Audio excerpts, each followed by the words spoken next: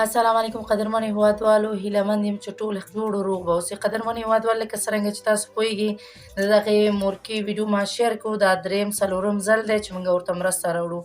نو یو ورور د سعودي نه د احمدشاه په نوم 5,500 روپۍ رالیږلي، نو دغه پیسې دغه مورکې ته ورکوئ. احساسات یې له تاسو سره شریکولو، موږ سره اوسئ. السلام علیکم. چطور هستی مادر؟ خوب هستی؟ خوب هستم. مشتکایت خوب است؟ خوب است.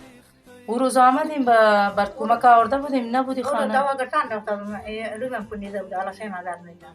باز روی کنیده بود؟ آبار روی نقشده بود، سرم درد میکنم، دوا وقت دیگه ما خب بر چند دفعه کمک آوردم به او دوای شد کم ذره؟ شد خدا کم تو من این آرد مومن در خانه نیست. مرا گفت نه دکار سی کرده بوم بود. بعد گفت که دیگه دوام دیگه دوام دیگه پیش ملا پیش چه میرم اون خیر بینم پیسه شما مر میتی اون مورا ما دوام میگم. او مادر حالا فعلا چیز داری؟ نه خدا حتی بیخی نداریم، یک آرد امروز هم میشه دیگه خلاص بیخی دیگه چی نداریم. ما خب بر تو روز کمک آورده بودم خو نبودی، امروز باز آمدم اینی پیسه رو بگی 5,500 روپیه به نام احمد شاه بیادر کمک روان کس پیسه شمار کن.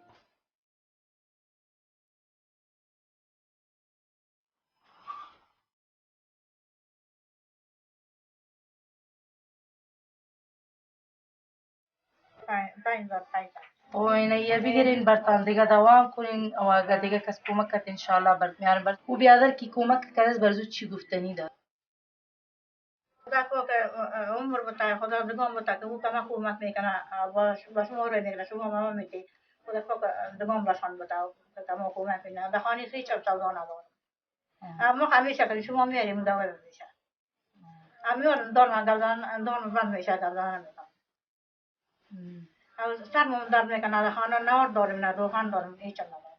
دیگه حالا ما بر چند دقیقه کمک آوردم به اینمی بگیرین دوای تانه کنین و اگر دیگه بیادر روان کرد انشالله برد میام. دخانه خدا گیچم داشته باشه نه چپلک انداز چادر مردم از سر میکنم.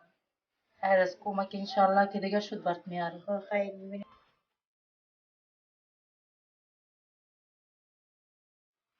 خیر شما را خیر.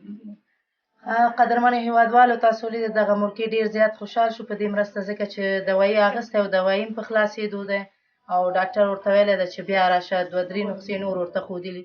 نو د احمدشاه ورور څخه نړۍ مننه کومه چې له دې مورکې سره مرسته کړې ده.